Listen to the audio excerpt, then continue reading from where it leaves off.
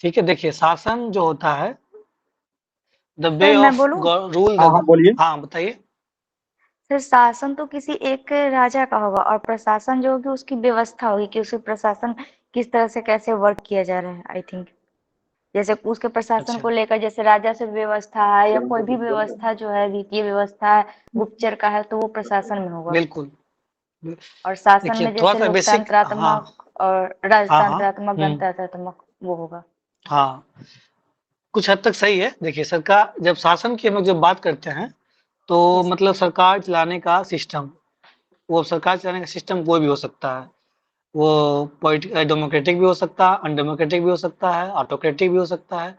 लेकिन जब प्रशासन की बात करते हैं, प्र का मतलब ये होता है अच्छा, तो मतलब अच्छे तरीके से शासन चलाना ही प्रशासन कहलाता है।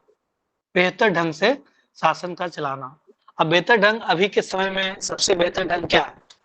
डेमोक्रेटिक सिस्टम, लोकतांत्रिक। तो अब इसी में हम लोग जब प्रशासन की बात करते हैं तो इसमें कुछ कुछ इम्पोर्टेंट, जैसे कि हम लोग पढ़े होंगे, गुड गवर्नेंस और स्मार्ट गवर्नेंस। इस चीज का आप लोग बेसिक डिफरेंस ध्यान रखेंगे, या आंसर में भी आप बता सकते हैं कि गुड गवर्नेंस जैसे आपसे पूछा जाता है, या मान लिए आप एज एसडीएम गुड गवर्नेंस के लिए आप क्या क्या करना चाहेंगे, या गुड गवर्नेंस स्मार्ट गवर्नेंस।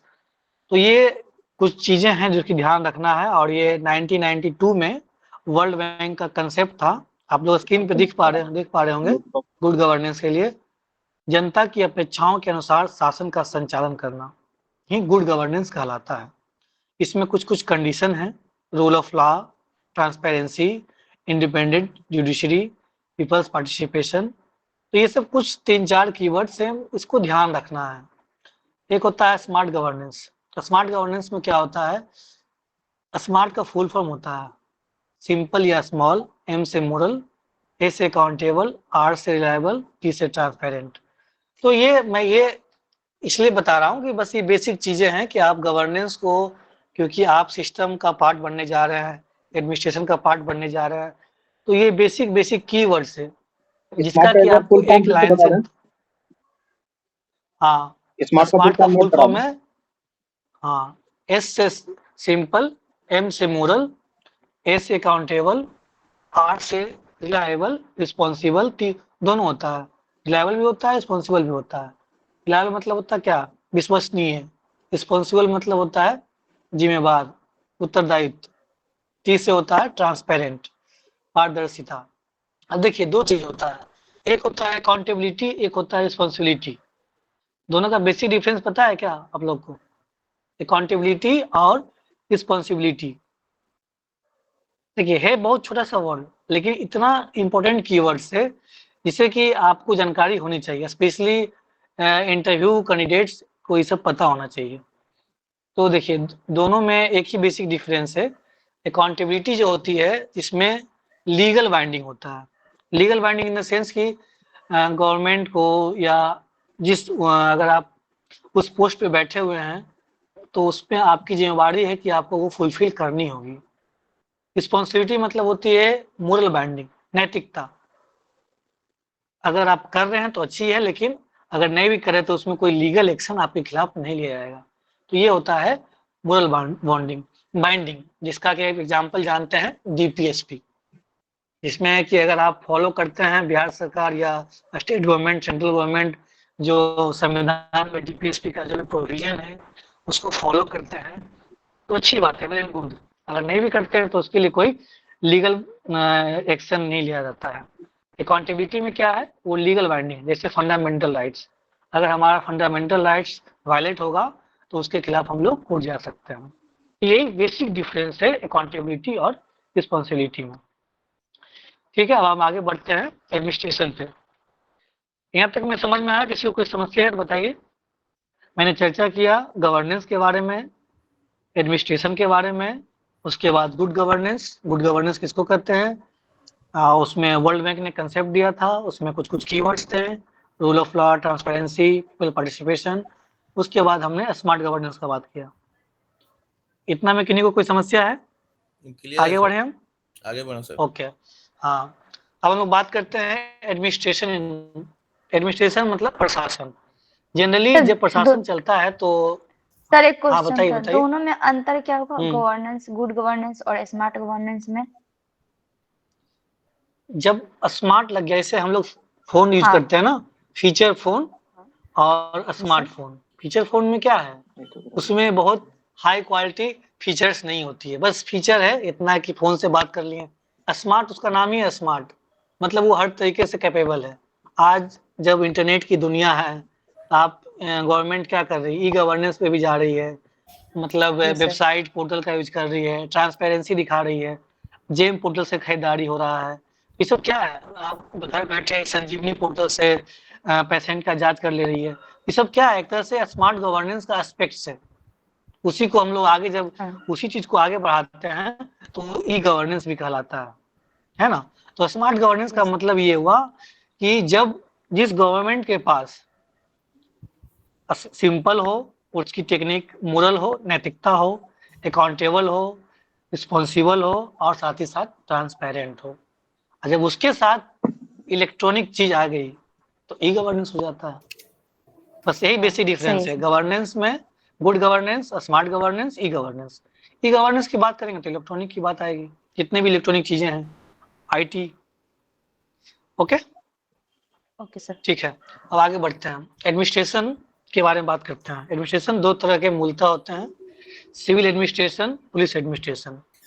सबसे पहले अगर हम मान ले सिविल एडमिनिस्ट्रेशन की बात करते हैं तो उसमें सारे कुछ आते हैं, जैसे शिक्षा है, स्वास्थ्य है, सहकारिता है, कृषि है, ये सब सारे किस में आएंगे, सिविल एडमिनिस्ट्रेशन में। और सैनिक प्रशासन, जबकि पुलिस एडमिनिस्ट्रेशन, पुलिस प्रशासन। तो मूलतः दो तरह के प्रशासन होते हैं। इसी से चाहे वो सेंट्रल गवर्नमेंट हो, चाहे स्टेट गवर्नमेंट हो, चाहे कोई भी गवर्नमेंट हो, इसी दोनों के सहयोग से प्रशासन चलता है और हम लोग सुचारू रूप से ढंग से चलाते हैं। तो इसमें ही अब हम लोग जैसे जब हम सिविल एडमिनिस्ट्रेशन की बात करते हैं तो मेनली उसमें हम लोग बात करते हैं पॉलिसी इम्प्लीमेंटेशन का। जो भी गवर्नमेंट की पॉलिसीज होती है संसद में या विधानसभा, विधान परिषद में जो भी बनती है, उस नीतियां को या जो एक्ट है उसको हम लोग लागू करवाते हैं एज ए गवर्नमेंट सर्वेंट। चाहे वो डेवलपमेंट की स्कीम होगी या वेलफेयर की स्कीम होगी, ये सिविल एडमिनिस्ट्रेशन का पार्ट आएगा। उसमें जितने भी सारे जितने भी विभाग हैं, हर विभाग, कुल 43 विभाग हैं। अभी बिहार सरकार हेलो हाँ बताइए। जी सर, मैं विकलांग उपेंद्र कुमार यादव हूँ, चतरा जिला से। जी हाँ, पूछ रहे सर कि इसमें वीडियो भी रिकॉर्डिंग करके आप डालते हैं, जैसे आप समझा रहे हैं उस तरह में? आप इसका वीडियो रिकॉर्डिंग का भी प्रावधान है, इस लिंक को यूट्यूब पे भी बाद में डाला जाएगा। ठीक अच्छा। है, तो आप अभी नोट कर लें, लेकिन अपने अपने नोट्स को नोट जरूर करेंगे। और एक चीज कहना चाहूंगा मैं बच्चों से कि जिन बच्चों के पास भी स्टेबल इंटरनेट कनेक्शन है, जो अपना वीडियो ऑन कर सकते हैं, कृपया वीडियो ऑन करें। क्लास में उससे इंटरेक्शन बना हुआ रहता है और आपकी अटेंशन स्पैन भी ठीक रहती है। हाँ आप मुझे भी क्लास को अच्छा ध्यान से, लगेगा, मुझे भी अच्छा लगेगा ना। नहीं तो बच्चे सो जाते हैं, क्लास चलते चलते कई बार बच्चे सो गए हैं, ऐसा भी दिखता है। तो जिनके पास भी इंटरनेट है, ठीक अच्छा इंटरनेट है, वो अपना वीडियो ऑन कर लेंगे। कंटिन्यू कंटिन्यू कर देंगे। तो हम लोग बात कर रहे थे सिविल एडमिनिस्ट्रेशन पे। तो सिविल जितने भी सारे विभाग हैं, अभी बिहार सरकार के अंडर लगभग 43 विभाग हैं, उस 43 विभाग पे काम करती है। तो सिविल एडमिनिस्ट्रेशन और पुलिस एडमिनिस्ट्रेशन, तो ये दोनों को मिला करके प्रशासन चलता है। तो सिविल इस पे हम चर्चा कर लिए हैं, पॉलिसी इंप्लीमेंटेशन करना होता है, डेवलपमेंट वर्क और वेलफेयर वर्क। अब हम लोग आते हैं पुलिस एडमिनिस्ट्रेशन पे। तो पुलिस प्रशासन, इसमें हम विशेष चर्चा करेंगे। पहले हम लोग पुलिस पे चर्चा कर लेते हैं, खास करके कुछ लोग जो डीएसपी दिए हैं उनके लिए होगा। और सिविल एडमिनिस्ट्रेशन क्या है, ये तो कॉमन चीजें हैं, ये आपको पता है, लेकिन पुलिस वाला जो कुछ कुछ एस्पेक्ट्स है वो जानकारी होना चाहिए, और क्योंकि बहुत बच्चे मिस कर जाते हैं। तो पहले हम लोग पुलिस एडमिनिस्ट्रेशन पे चर्चा करेंगे, उसके बाद हम आएंगे सिविल एडमिनिस्ट्रेशन पे। तो हम लोग इस पे बात कर रहे हैं पुलिस एडमिनिस्ट्रेशन पे। तो इसके देखिए, अब ये इसका मेन क्या काम होता है पुलिस एडमिनिस्ट्रेशन का, लॉ इन्फोर्समेंट। वहां पे क्या हो रहा था, जब सिविल एडमिनिस्ट्रेशन था तो वहां पे डेवलपमेंट वर्क हो रहा है, वेलफेयर वर्क हो रहा है, लेकिन वहां पे इन्फोर्समेंट वाली चीजें नहीं होती है कि जबरदस्ती उस पर लादना, इन्फोर्स करना। लेकिन इसमें क्या होगा कि आपको इन्फोर्स करना है, इसका नाम ही है इन्फोर्समेंट। जबरन अगर नहीं मानती है कोई जनता या कोई भी हो, अगर लगता है कि वो चीजें बाध्यकारी है, वो लीगल है, तो वो करना है। तो इसमें 2 तरह की चीजें ली जाती है। एक तो काम होता है कि मेंटेन करना लॉ एंड ऑर्डर को, और जो भी हमारा है वो प्रशासन व्यवस्था सुचारू रूप से चल सके। ये 2 तरह का पनिशमेंट होता है इसके एनफोर्समेंट करने के लिए। मैंने चर्चा इससे पहले भी बहुत बार कर चुका हूँ। प्यूनिटिव और प्रिवेंटिव। प्यूनिटिव का मतलब क्या होता है? दंडात्मक। प्रिवेंटिव मतलब क्या होता है? जब हम उस चीज को पहले रोक गए हैं, है ना, prevention is better than cure. तो ये सेक्शन 151 जरूर ध्यान रखेंगे। जिनका ये फर्स्ट चॉइस होगा, डिविजन तो सबको याद रखना होगा, ये बहुत कॉमन सेक्शन है मैं जो बता रहा हूँ, इसलिए सबको याद रखेंगे, क्योंकि आप अल्टीमेटली एडमिनिस्ट्रेशन का पार्ट बनेंगे। तो जो भी अगर मान ली कोई बनते हैं या अदर प्रखंड के पदाधिकारी बनते हैं या कोई भी जिला योजना पदाधिकारी बनते हैं, तो वो भी जब आप फील्ड में जाएंगे तो आपको एज ए मजिस्ट्रेट आपकी ड्यूटी लगेगी, चाहे वो दुर्गा पूजा हो, चाहे छठ पूजा हो, चाहे वो कोई पर्व हो, तो उसमें आपको एज मजिस्ट्रेट आपकी ड्यूटी लगती है। तो आपकी जिम्मेवारी ये होती है कि आप भी सेक्शन का ख्याल रखें, क्योंकि आपको भी एज ए मजिस्ट्रेट काम करना होता है। कभी कभी छापामारी भी करना होता है, कभी कभी जब्ती कुर्की जब्ती भी करना होता है, इसलिए एडमिनिस्ट्रेशन को भी काम करना होता है एज ए मजिस्ट्रेट। इसलिए ये सब मैं इंपोर्टेंट सेक्शन जो मेंशन कर रहा हूँ, इंटरव्यू में तो काम आएगा ही, साथ साथ आपके अगले प्रोफेशनल लाइफ होने वाली है उसमें भी काम आएगा। ठीक है, तो ये प्रिवेंटिव एक्शन जो सरकार लेती है या हम सीआरपीसी के तहत होता है, सेक्शन 151। 5 जो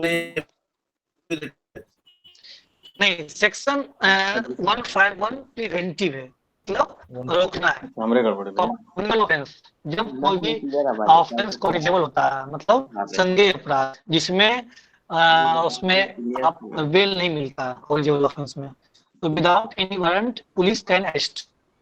इसमें ये होता है कि सेक्शन 151 के तहत अगर प्रशासन को लगता है, पुलिस को लगता है कि एंटी सोशल एलिमेंट या सामाजिक अखंडता या उसमें अगर बाधा आ सकती है, तो किसी भी सस्पेक्ट के आधार पर गिरफ्तार कर सकती है। ये पुलिस के पास पावर है। Yes sir. अंडर सीआरपीसी, हाँ, सेक्शन 151। प्यूनिटिव एक्शन में क्या है कि जब पता चल गया कि उसने क्राइम कर, हमने देते हैं, आवाज क्लियर देते हैं। हमको किया बजे